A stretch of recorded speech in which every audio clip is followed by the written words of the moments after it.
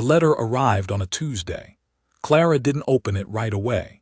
She set it on the kitchen table next to a half-eaten piece of toast and stared at it the way you stare at something you've been waiting for so long that when it finally shows up, you're not sure you want to know what it says. Her hands were steady. Her chest was not. She was 9 years old the first time someone told her she didn't belong near a piano. Not in those exact words. People rarely say the cruel thing directly. They say it with a look, with a short laugh, with the way they turn their back just slightly when you walk into a room. Mrs. Hale, the music teacher at Birchwood Elementary, had a particular way of doing it. She would smile with her mouth and let her eyes say the rest. And her eyes, when they landed on Clara, said quite clearly, "You are not what I had in mind." Clara had discovered the piano by accident. The school music room was left unlocked one afternoon during a storm, and she had ducked inside to stay dry. The piano sat at the far end of the room, old and slightly out of tune, with a water stain on the lid shaped vaguely like a dog's ear. She sat down on the bench. She pressed one key. The sound filled the room in a way that made her breath catch. She pressed another. And another. By the time the storm passed, 40 minutes had gone by and Clara had not moved from the bench. She had found something. She didn't have a word for it yet. She was 9. But the feeling was specific. It was the first time in her life that she had walked into a space and felt like she fit inside it perfectly. She came back the next day, and the day after that. Nobody paid attention at first. Clara was the kind of child adults look past without meaning to. She was quiet. She wore the same 2 sweaters in rotation. She got her lunches from the reduced-price line and carried her books in a bag her grandmother had sewn from an old flour sack. She was not the child anyone expected to surprise them. Her home was a narrow house on Pelham Street, the kind of street where the sidewalks are cracked and the corner store has bars on the windows, and everybody knows everybody else's business whether they want to or not. She lived there with her mother, Diane, and her grandmother, Ruth. Her father had left when Clara was 4.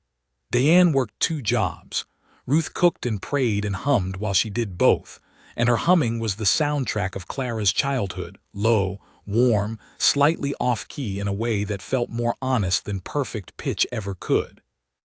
There was no piano on Pelham Street. There was no money for a piano on Pelham Street. There was barely enough for the sweaters. So Clara used the school music room. Every day she could slip inside, she did. She listened to the way notes connected to each other, the way a melody could lift or drop depending on which key came next. She had no teacher. She had no books.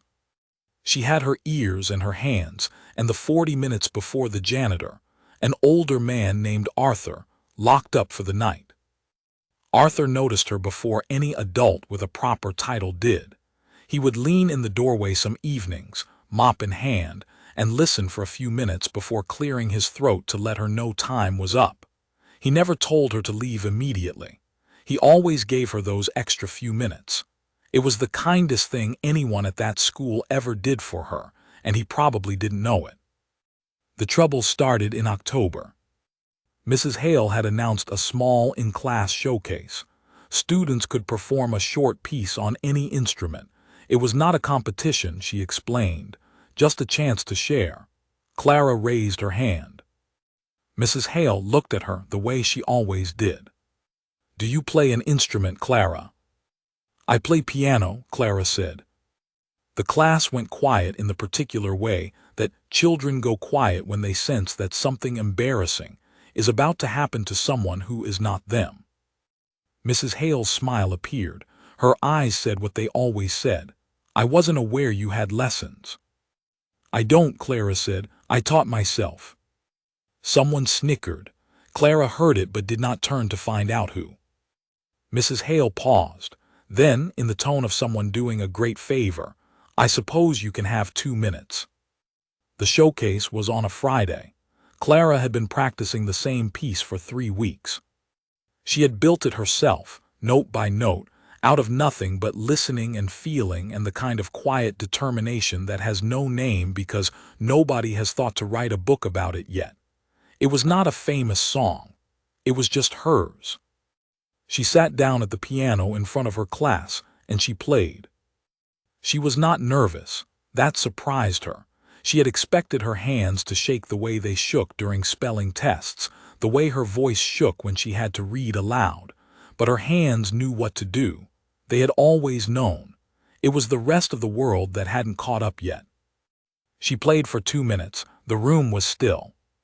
When she stopped, the silence stretched for one beat too long before the polite clapping started. Her classmates were young enough to be genuinely unsure what they had just heard. It was not what they expected. It was not simple or childish or clumsy. It was something else. Mrs. Hale let the applause die down. She nodded once. Then she moved on to the next student. After class, she stopped Clara in the hallway. "That was a decent effort," she said. "But playing by ear is not the same as real musicianship, Clara. Real piano takes years of formal training. Without reading music properly, you're just guessing. And guessing won't take you anywhere serious." Clara looked at her. "Okay," she said. She walked to the music room after school. Arthur was already in the hallway, mop in hand. He nodded at her. She nodded back. She sat down at the piano, and she played for 40 minutes. And when Arthur cleared his throat, she packed up her bag and walked home in the dark. She didn't tell her mother what Mrs. Hale had said. Diane had enough to carry.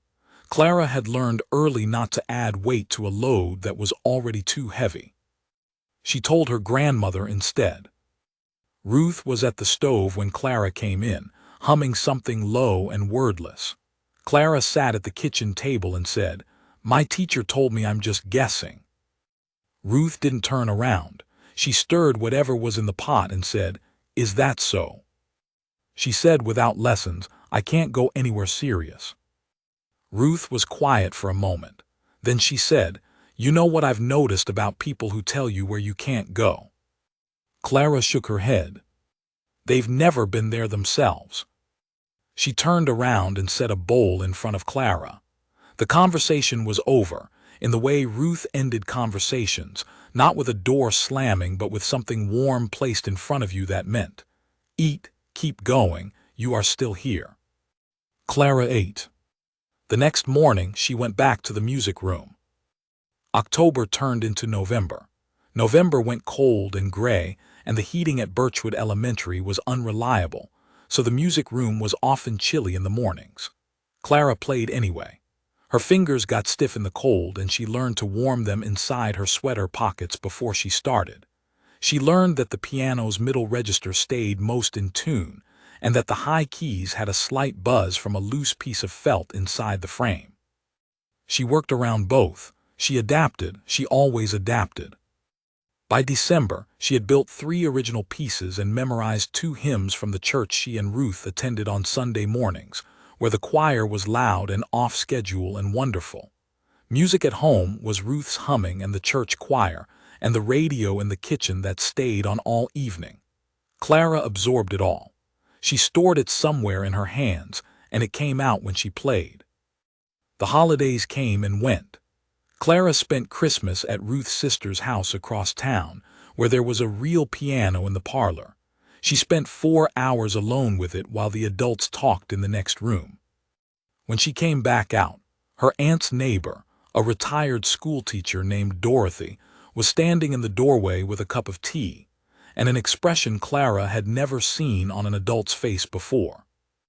Not pity, not mild approval, something sharper, something closer to recognition. "How long have you been playing?" Dorothy asked. "About a year," Clara said. Dorothy looked at her for a long moment. "Has anyone told you that you have something?" "Mrs. Hale says I'm just guessing." Dorothy's mouth tightened slightly at the corners.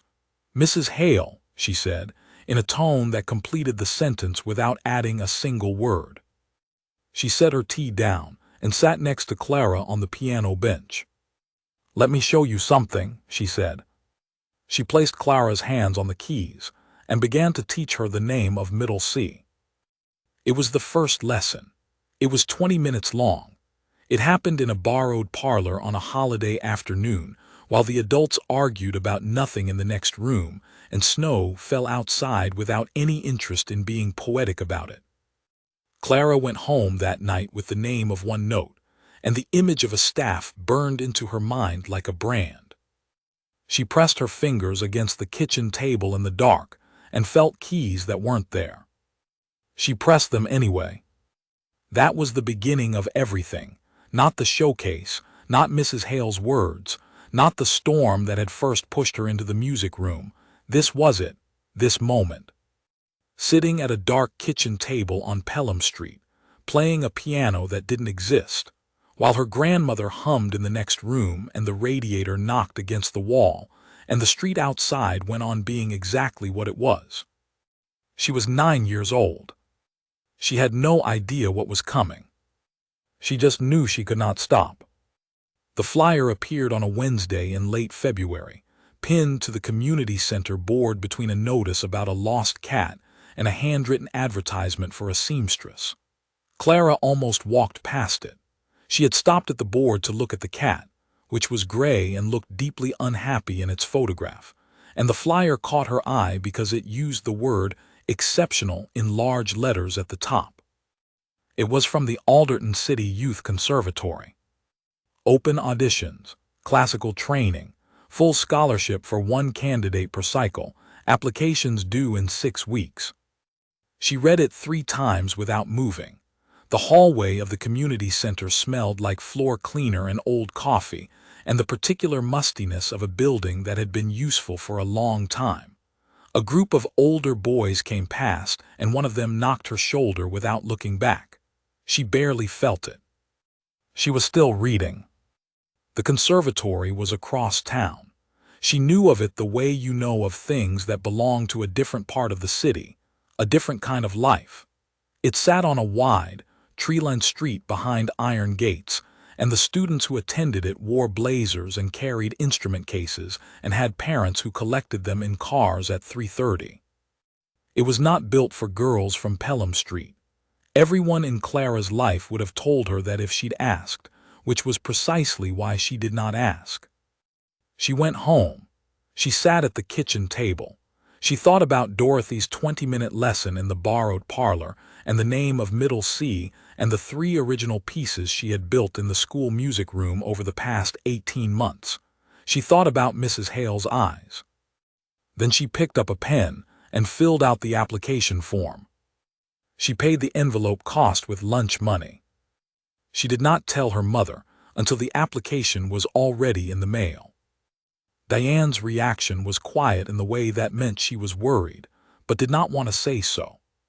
She sat across from Clara at the kitchen table and looked at her daughter for a long time.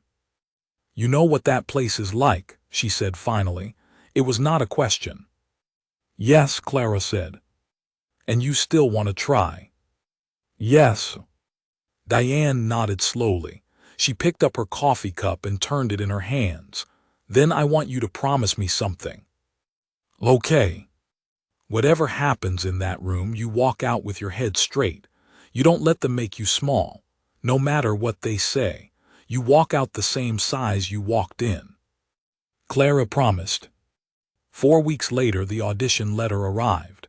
She was granted a slot, 3rd on the afternoon list. She was to prepare one piece, any style, any difficulty, maximum 8 minutes. She was to arrive 15 minutes early. She prepared her own piece. Not one of the 3 she had already written, but a new one. She started it the day the letter arrived and worked on it every afternoon in the school music room, shaping it the way you shape something that matters, carefully and with patience, and with the knowledge that it has to be exactly right because there will be no second chance. Arthur noticed she was staying longer. He adjusted his schedule without saying a word about it. He vacuumed other rooms first and came to the music room last. Sometimes he gave her an extra 20 minutes. She never thanked him directly. She didn't know how to.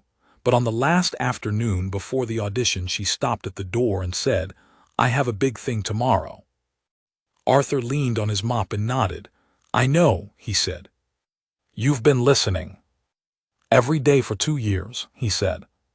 She didn't know what to say to that, so she said good night and walked home in the cold and thought about it all the way to Pelham Street. The morning of the audition, Ruth braided Clara's hair in the kitchen while the radio played. Neither of them spoke much. Ruth's hands were steady and sure, the way they always were. When she was done, she put both hands on Clara's shoulders and looked at her in the mirror. Play for yourself, she said. Only yourself. Nobody else in that room matters. Clara looked at her grandmother's face in the mirror, at the lines around her eyes and the set of her jaw, and the particular kind of love that does not soften you, but instead makes you sharper, more capable, more ready. Okay, Clara said. The conservatory building was everything Pelham Street was not. High ceilings, polished floors, the smell of rosin and good wood and decades of serious music. The waiting area outside the audition room had chairs along one wall, and when Clara arrived, 4 other students were already seated. She recognized the type immediately because she had been aware of it her whole life. Children for whom this world had always been available. A boy in a pressed shirt practicing fingering movements on his knee. A girl with neat braids and a leather music folder open on her lap, reviewing sheet music with the calm concentration of someone who had done this before. Another boy consulting quietly with his father, who had the look of a man who knew exactly which conversations to have and with whom. They glanced at Clara when she came in, then they looked away. She sat down. She folded her hands. She thought about nothing except the first 4 notes of her piece. The door opened. A woman in a gray blazer called the name of the boy with the music folder. He stood, straightened his shirt, and went in. Clara listened to the muffled piano sounds coming through the closed door. The boy was good. She could tell from the shape of it even through the walls. She was not thinking about him. She was thinking about her first 4 notes. The morning moved in that slow, strange way that time moves when something important is approaching. One by one, the students ahead of her went in and came out. Some looked satisfied. One girl came out with her jaw set in a way that meant the inside of the room had not gone as planned. Then the woman in the gray blazer appeared and called Clara's name. She stood, she walked through the door. The audition room was smaller than she expected. 3 people sat behind a long table. A man in a dark jacket with silver hair, who Clara would later learn was called Martin, a woman with reading glasses pushed to the top of her head named Evelyn, and a younger man at the end of the table with a notepad open in front of him. The piano was a Steinway Grand. Clara had never been in the same room as a Steinway before. It was beautiful in the way that things are beautiful, when they are made with complete seriousness of purpose. She sat down at the bench and adjusted it without being asked. Martin looked at the form on the table. You'd like to perform an original composition. Yes, Clara said. A pause. The 3 judges exchanged a brief glance that Clara saw and filed away. Go ahead, Evelyn said. Clara placed her hands. She played. The first 30 seconds were the most frightening, not because she didn't know the piece, but because the room was so still, and the piano was so much more responsive than anything she had played before, and every note rang out with a clarity that had nowhere to hide. On the school piano, small imperfections got swallowed by the old instrument's worn sound. Here, everything was visible. She pushed through the fear, past it, into the music. By the 90-second mark, something shifted. Not in the judges, not yet, but in Clara herself. The piece opened up the way it had opened up in the practice room when she was alone and there was no audience and the music was only for her. She stopped performing for the room. She played for herself, the way Ruth had told her to. By the 3-minute mark, Martin had stopped writing. By the 5-minute mark, Evelyn had leaned forward with her elbows on the table. The younger man at the end had put his pen down and was simply listening. She finished. The last note stayed in the air for a long moment. Martin cleared his throat. That was your own composition, he said. Yes. You don't read music. I'm learning, she said. I know middle C. Something moved across Martin's face that was not quite a smile and not quite admiration, but was something in between the two, something he controlled quickly before it became visible. We'll let you know within 2 weeks, he said. She thanked them, she stood, she walked to the door. Behind her, Evelyn said, Clara. She turned. That was not nothing, Evelyn said, carefully, as though the words were important enough to place precisely. I want you to know that. Clara looked at her. Thank you, she said. She walked out into the waiting area, which was empty now. She picked up her bag. She walked through the polished hallway and out through the front doors and down the stone steps and out the iron gates and onto the tree-lined street. Then she started walking home to Pelham Street.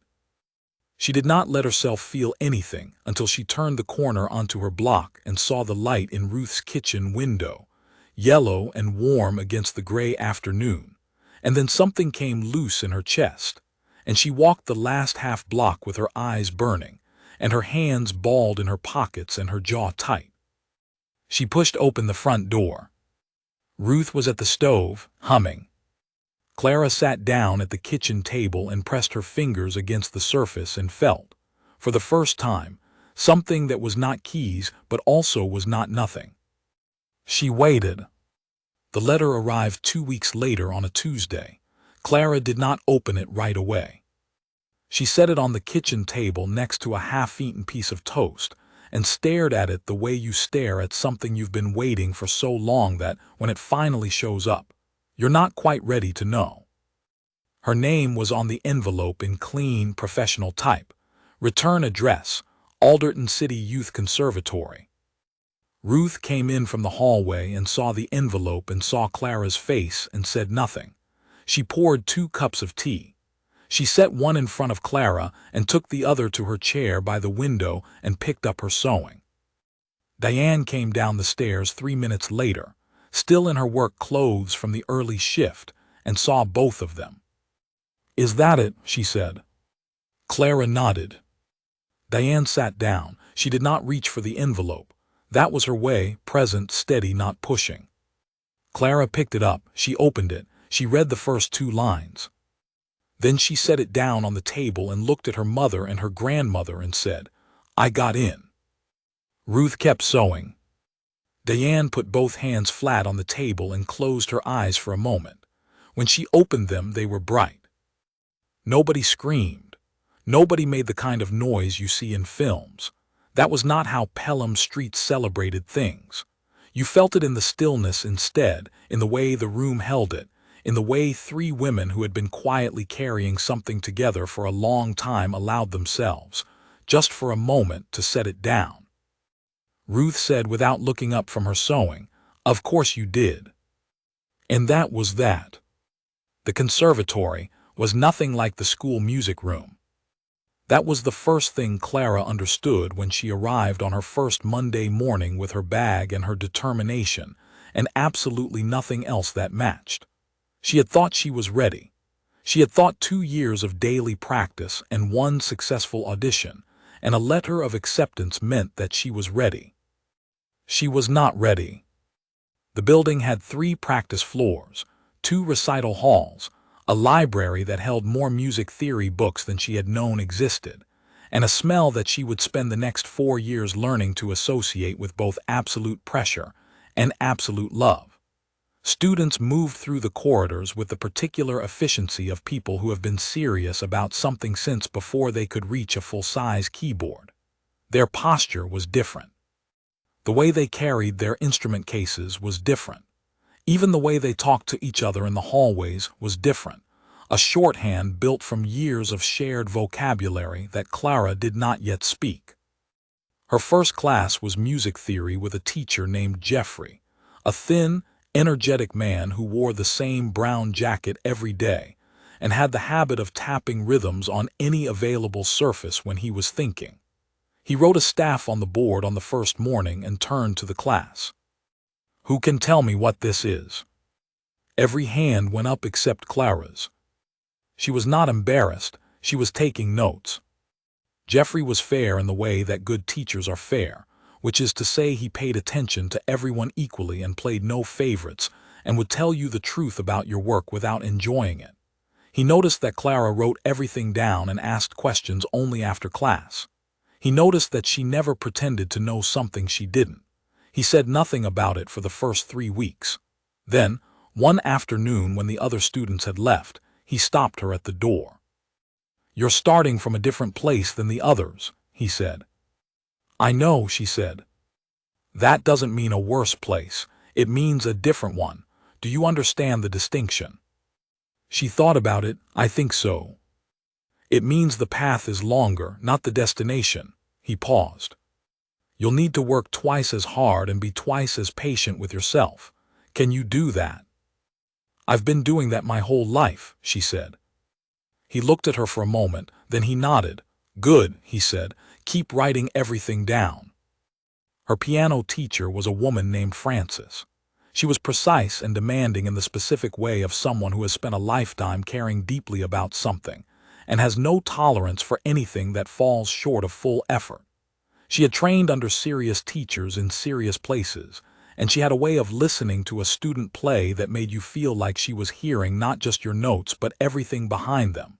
Your habits, your fears, your shortcuts, your discipline.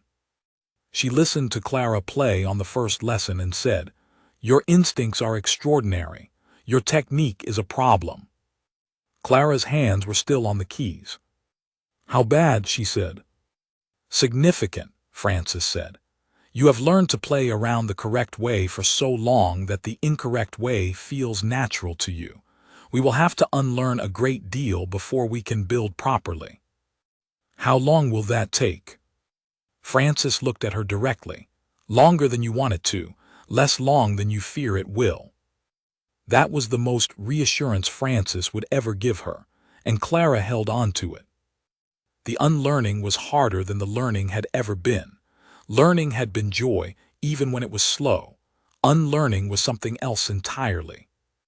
It meant sitting at the piano and doing the thing the wrong way, feeling it as wrong, stopping, adjusting, trying again, and again, and again, until what felt wrong began to feel right, and what had felt right began to feel like a mistake. It meant her wrists and forearms aching in a steady, persistent way that she learned to manage with stretching and patience, and the deliberate decision not to think about how long it might go on. She practiced before school started. She practiced during lunch. She practiced after the last class until the building supervisor came to the practice floor and said lights out in 10 minutes. She took the theory books home and read them at the kitchen table, while her mother worked the late shift and Ruth slept, and the radiator knocked its steady rhythm against the wall. She made 2 friends in the first semester. The first was a boy named Oliver, who played the violin with the fierce concentration of someone arguing a point, and who had the quality of finding everything genuinely interesting, which made him very easy to be around. He had been at the conservatory since he was 11 and knew every corridor and every unwritten rule, and he shared this knowledge with Clara without being asked, simply because it seemed useful, and he saw no reason to withhold useful things. The second was a girl named Harriet, a cellist who laughed at everything including herself, and had the rare and wonderful quality of making you feel that whatever you were anxious about was going to be fine, not because she said reassuring things, but because she was so entirely herself that her confidence in existing was contagious. Oliver and Harriet did not treat Clara as someone to feel sorry for or to admire from a distance. They treated her as a person, which was more valuable than either of those things. There were other students who did not do this. Not cruelly, not with intention, but with a kind of unconscious sorting that children from certain worlds do without knowing they are doing it. Clara watched it and understood it and did not take it personally, which required a level of internal quiet that cost her more than she ever showed. The first recital came in the spring. Clara had been at the conservatory for 7 months. She was assigned a Chopin nocturne by Frances, who told her it would challenge her newly forming technique in 4 specific ways, and that she should think of each challenge as a thing to solve rather than a thing to fear. Clara solved all four. She also, without telling Frances, prepared a short original piece for the second slot. She did not ask permission, she simply prepared it. The recital was in the smaller of the two halls, with an audience of parents and faculty and older students. Clara played the Chopin first. Her hands did not shake. Her technique held. She could feel it holding, which was itself a new sensation, the sensation of structure working, of the long months of unlearning paying out in the moment when it counted. The applause was warm. She stayed at the piano. She moved her hands to the opening position of her original piece. There was a small stir in the room. The program had listed only the Chopin. She played. The original piece was not long, 7 minutes. It was built from everything the 7 months had taught her, the theory that now lived in her fingers alongside the instinct that had always been there, and the combination produced something that felt different from anything she had played before, more whole, more grounded, more itself. She finished. The hall was quiet for 2 beats. Then the applause was different from the Chopin applause. Louder, yes, but that wasn't it. More awake. The kind of sound a room makes when it has been paying attention. Frances found her afterward. She stood in front of Clara and looked at her for a long moment, not warmly, not coldly, the way Frances looked at everything, which was with full and unsentimental attention. "You didn't tell me about the original piece," she said. "I wanted to see if the technique held." "Did it?" "You heard it," Clara said. Frances was quiet for a moment. "Play it for me again tomorrow, my office, 9 in the morning." "Okay." Frances started to walk away, then she stopped. "The technique held," she said, without turning around. She walked on. Clara stood in the hallway with her hands at her sides and let that settle. Not celebrated it, not performed it. Just let it be what it was. Oliver appeared at her elbow with 2 cups of water. "She never says that," he said quietly. "I know," Clara said. She drank the water. She put the cup down. She picked up her bag and walked back toward the practice floor because there were still 40 minutes before the building closed and she had work to do. 3 years into the conservatory, Clara stopped keeping track of the number of times she heard a version of the same sentence. It came in different forms, from different mouths, in different rooms. Sometimes it was a faculty member assessing her prospects with the careful language of people who believe they are being realistic.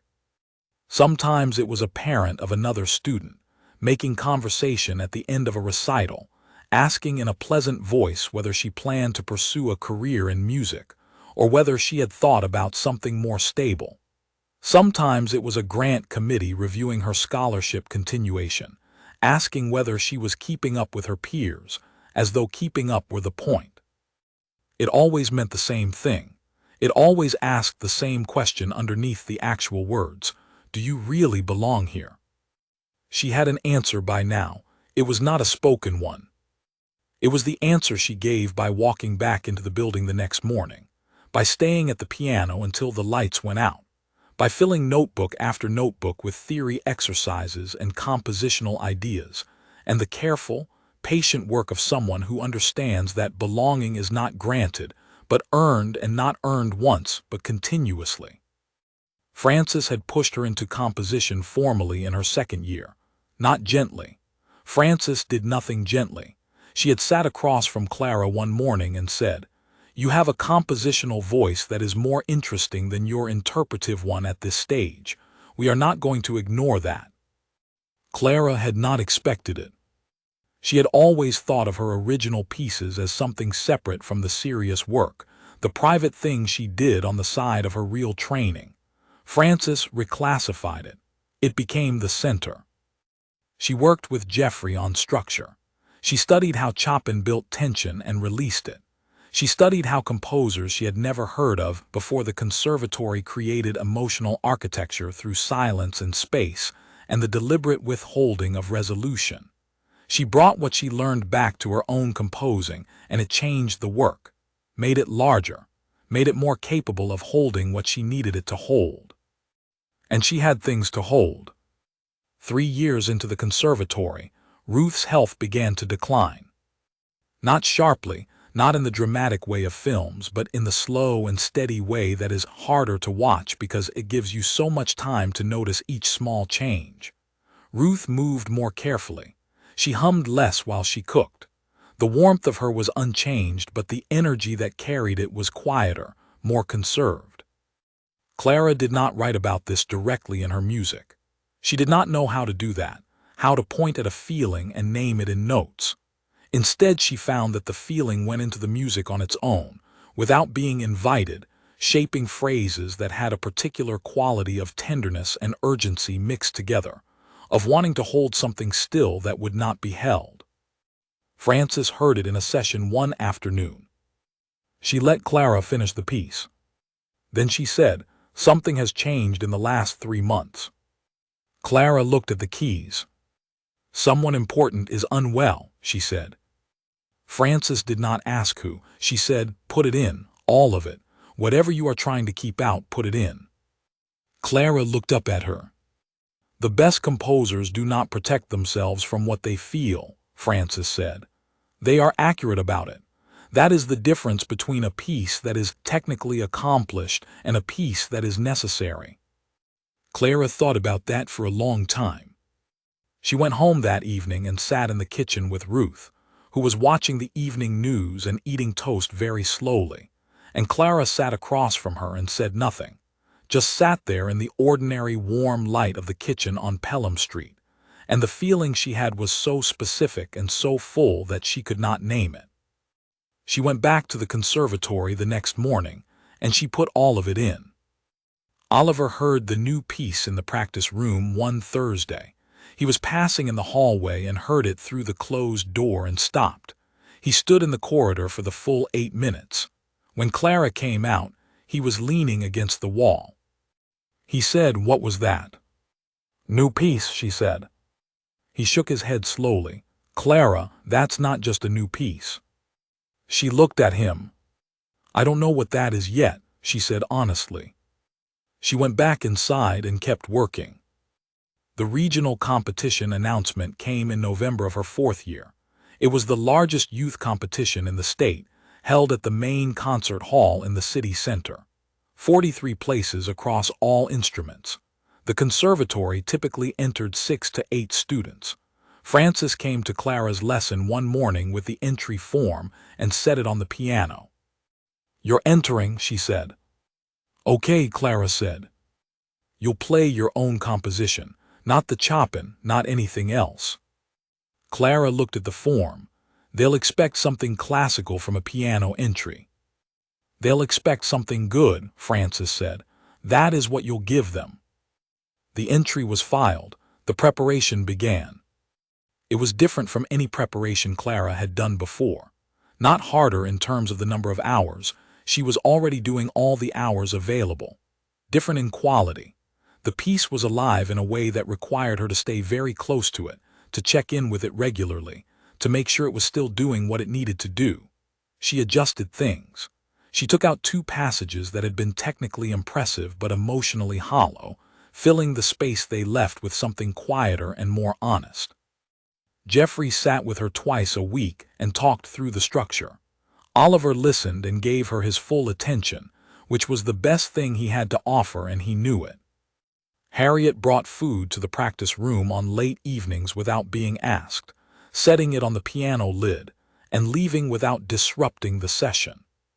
Frances listened to the full piece 2 weeks before the competition. She sat completely still. When Clara finished, Frances was quiet for a long time. Then she said, "That is the piece. Don't change anything." Clara nodded. "Do you know what you've built?" Frances said. "I think so," Clara said. "Tell me."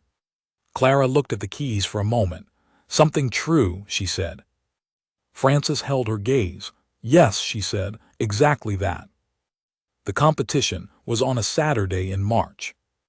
The concert hall was the largest space Clara had ever performed in, a wide, high-ceilinged room with tiered seating and stage lighting that turned the piano into the single most visible object in the building. 800 seats, three-quarters of them filled. She arrived with Francis and Oliver and Harriet. She went to the backstage area and found her chair and sat down with her hands in her lap and thought about the first 4 notes of her piece. The program was long, 43 competitors across the day, divided into morning and afternoon sessions, piano and strings and woodwinds, and one extraordinary young trumpeter from the East Side who filled the hall with something warm and golden, and then walked off as if it were nothing. Clara was the last name on the afternoon piano list. She sat backstage through the performances and listened. She listened without comparison. She listened the way she had learned to listen from the beginning, for what each piece was doing, for what the player was giving to it, for the shape of the communication between the music and the room. She had stopped a long time ago listening to other performers with anxiety about what they did better than her. She listened with appreciation. This was not generosity, it was craft. The boy who played Liszt was named Patrick. She knew him from the regional music scene, had seen him at 2 smaller competitions in previous years. He was technically precise and physically confident, the kind of performer who occupies a stage as though it was built specifically for him. He played the Liszt with absolute authority. The hall responded. Clara, backstage, heard the applause and thought, that was complete. That was a complete thing. She went back to her first 4 notes. The girl in the yellow dress was named Catherine. She played Beethoven with a maturity that made the audience very quiet and very still. She understood the music from the inside, and it showed in every phrase. Clara listened and felt nothing competitive, only attention and something close to gratitude for being in a world where people could do this. Then her name was called. She walked out from the wings. The stage was brighter than she expected. Warmer. The piano sat at the center, and when she crossed to it, the sound of her footsteps was the only sound in the hall. She sat down. She adjusted the bench. She placed her hands. She thought of nothing. She played. The first 4 notes went out into the hall, and she heard with her whole body the way the room received them. The acoustics were extraordinary. Every note had space, had breath, had the full life of its resonance. On the school piano, on the battered upright at the community center, on the conservatory's practice room pianos, she had always heard her music slightly compressed, slightly smaller than it was inside her. Here, for the first time, the room gave it back to her at full size. She played. The piece moved through its first section, the opening that Jeffrey had once called deceptively simple, and that she knew was in fact precisely simple. The simplicity of something that had been made difficult and then worked back down to its essential truth.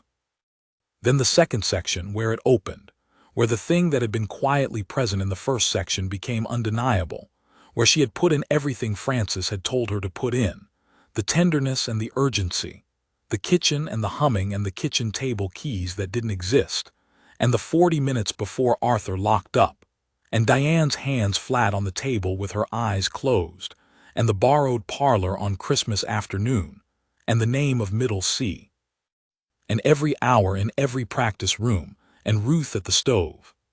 She did not think about any of this consciously. It was in the music. She had put it there. Now she just played. The hall was perfectly still. By the 4th minute she could feel it, not hear it, but feel it, the quality of the attention in the room. 800 people, and the silence was not empty. It was full. The kind of full silence that only happens when a room is paying complete attention and does not want to make any sound that might interrupt what it is receiving. She played through the final section. The piece resolved differently from the way most pieces resolve. Instead of arriving at something large and conclusive, it came back to the simplicity of the opening, but changed, the same notes altered by everything that had passed through the middle. It ended quietly. 1 note. She held her hands above the keys until the sound was completely gone. She sat still for one breath. The hall came apart. Not gradually, all at once. The applause started from somewhere in the middle of the left section and spread in less than 2 seconds to the entire room, and people were on their feet before she had fully processed that the piece was over. And the sound was not the polite sound of good for you or the warm sound of well done, but something else, something rower, something that an audience makes when it has been moved beyond the place where it was sitting comfortably. Patrick, who had played the list from the wings, was leaning forward with his elbows on his knees. Catherine had both hands over her mouth. The judges, 3 of them at their table in the front row, were standing. Clara sat at the piano and looked out at the room. She was not crying, she was not overwhelmed. She felt with very great clarity exactly what she felt, not victory, something quieter and more permanent than victory. The sensation of having given a true thing to a room and having the room receive it honestly. That exchange, that specific thing. First place, unanimous. Martin, one of the judges, who Clara had not seen since her original audition 4 years earlier, came to the backstage holding area afterward. He found her sitting quietly in the corner with her bag in her lap. He stood in front of her. "I remember your audition," he said. "I remember it too," she said. "I told you this program wasn't built for students like you." She waited. "I was wrong," he said. He said it plainly without elaboration, the way an honest person admits a true thing. "I was entirely wrong." Clara looked at him. "Thank you," she said. He nodded, he walked away. Frances appeared and stood next to her for a moment without speaking. Then she said, "Ruth should have heard that." Clara felt it, the sharp small press of that, and said nothing. Frances put one hand briefly on her shoulder. Then she was gone. Oliver found her next, and Harriet. And then there were people from the conservatory coming through, and the event organizers, and a journalist from a local paper, who wanted a quote, and parents of other students, who came to say genuine things with genuine faces. Clara said the right things to all of them. She was present and warm and composed. Later, when the hall had mostly cleared and she was gathering her bag to leave, she sat alone on the stage steps for a moment and thought about Ruth at the stove, and the yellow kitchen light on Pelham Street, and Arthur, and his 40 extra minutes, and Dorothy in the borrowed parlor, and the name of Middle C, and the cat in the community center photograph looking deeply unhappy. She smiled. Then she stood up, picked up her bag, and walked out through the stage door into the March evening, which was cold and clear and completely ordinary, and that was exactly right. The months that followed the competition moved differently from any months that had come before. Not because everything changed at once, life does not work that cleanly, but because certain doors that had been shut now stood open, and Clara had to decide each time whether to walk through them. There was the interview with the Regional Music Journal, which led to a profile piece, which led to 3 phone calls from conservatories in other cities asking whether she planned to continue her studies beyond graduation. There was the invitation to perform at the city's annual Arts Gala, a formal event in a glittering hall where she would be the youngest performer on the program by 15 years. There was the letter from a recording studio, a small but respected one, asking whether she had work she would consider presenting. Each of these things arrived in the narrow house on Pelham Street and sat on the kitchen table. Each of them required a decision. Clara made each decision the same way she had made every decision since she was 9 years old. She sat with it, she thought carefully, and she asked herself whether it was the right next step or simply the next available step. They were not the same thing. Ruth's health had stabilized somewhat through the winter. She was slower. She tired more easily, but she was still at the stove in the mornings and still in her chair by the window in the evenings, and she still hummed, though more softly now, and only when she thought no one was listening. Clara listened every time. She stored it the same way she had always stored Ruth's humming, in the place where music lived, where it would eventually come out through her hands. She performed at the Arts Gala in April. The program listed her as Clara Webb, pianist and composer, graduate of the Alderton City Youth Conservatory. The hall was very different from the competition venue, all polished surfaces and formal dress, and people who had attended events like this for many years and whose applause was precise and calibrated. She played two pieces, the competition piece, and a new one she had completed 2 weeks earlier, shorter, more spare, built in the quiet of the kitchen late at night while Ruth slept. The response was measured and genuine, the response of people who know music well enough to know when they have heard something they were not expecting. A woman named Elspeth, who ran a music foundation in the city, came to speak to her afterward. She was direct and specific, the best kind of person to meet after a performance. "You have compositional range," Elspeth said. "The two pieces tonight were built differently from each other. That range is unusual in a player your age." "I have a lot to write about," Clara said. Elspeth looked at her.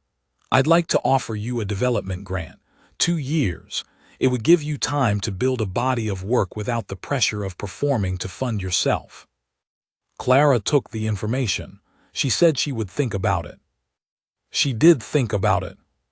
For 3 weeks, sitting at the kitchen table with the letter and a cup of tea. She thought about what 2 years of uninterrupted composition would mean, what it would allow her to build, what she had not yet been able to say because she hadn't had the time or the resources to say it fully. She accepted the grant. Frances, who Clara visited for a lesson even after graduating, as she would continue to do for years, heard about it and said, "Good. Now stop hesitating and make the work." "I wasn't hesitating," Clara said. "You were considering.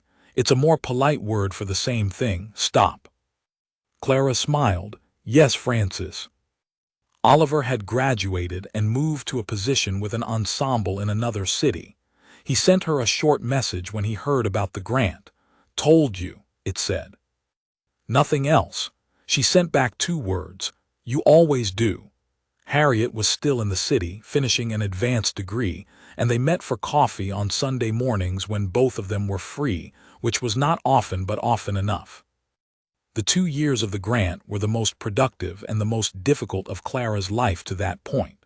Productive because she had time and space, and the financial stability to work without interruption. Difficult because without the structure of school and the rhythms of conservatory life, the work had to come entirely from inside, and inside was not always a comfortable place to be.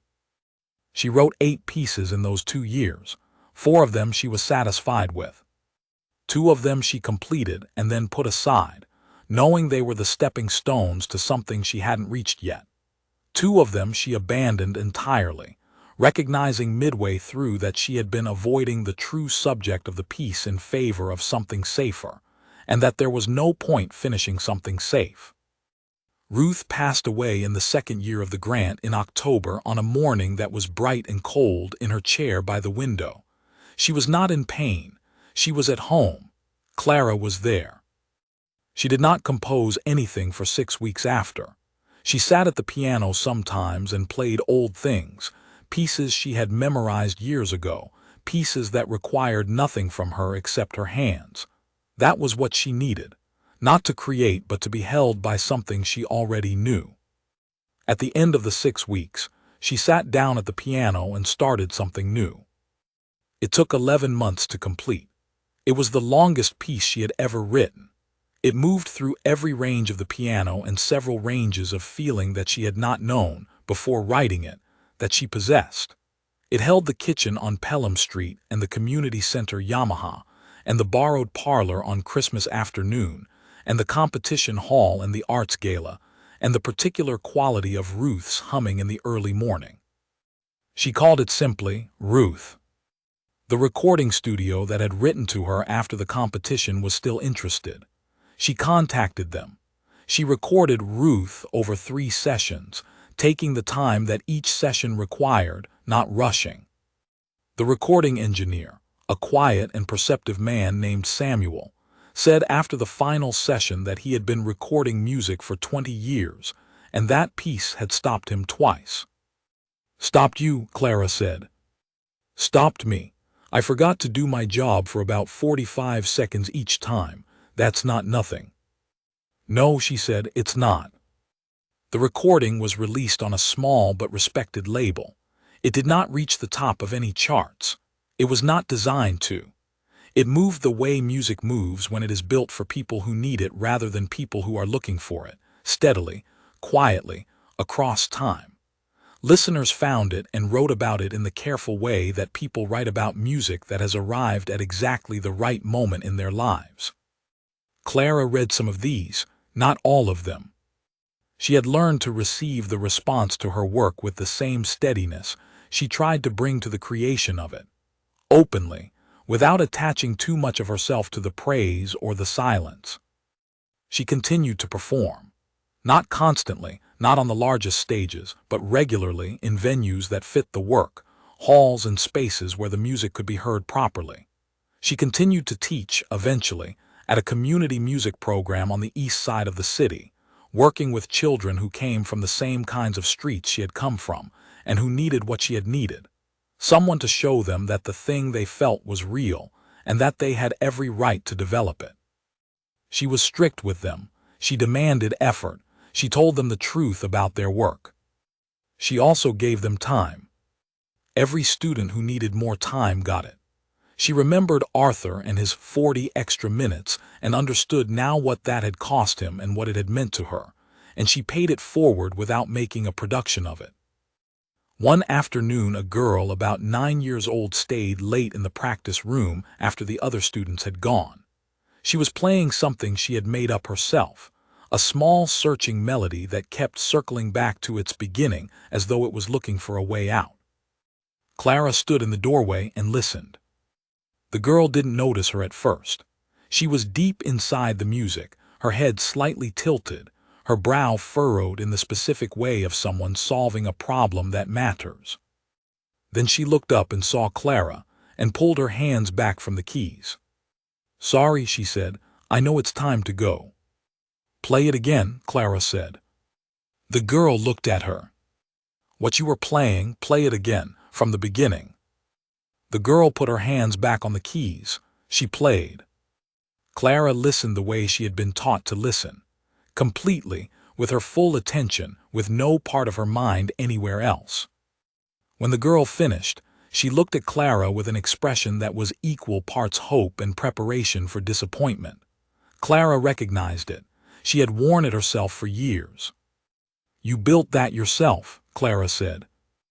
"I don't have lessons anywhere else," the girl said, a little defensively. "I know," Clara said. "That's not what I asked. Did you build it yourself?" The girl nodded. Clara crossed the room and sat down on the bench next to her. "Let me show you what middle C is," she said. She placed the girl's hand on the key. Outside, the October afternoon was getting dark. The community center would be closing soon. Somewhere in the building, someone was vacuuming a hallway. The small, warm sounds of an ordinary evening. Clara Webb, who had been told she didn't belong, sat at a piano with a 9-year-old girl and began to teach. She had never belonged anywhere more completely.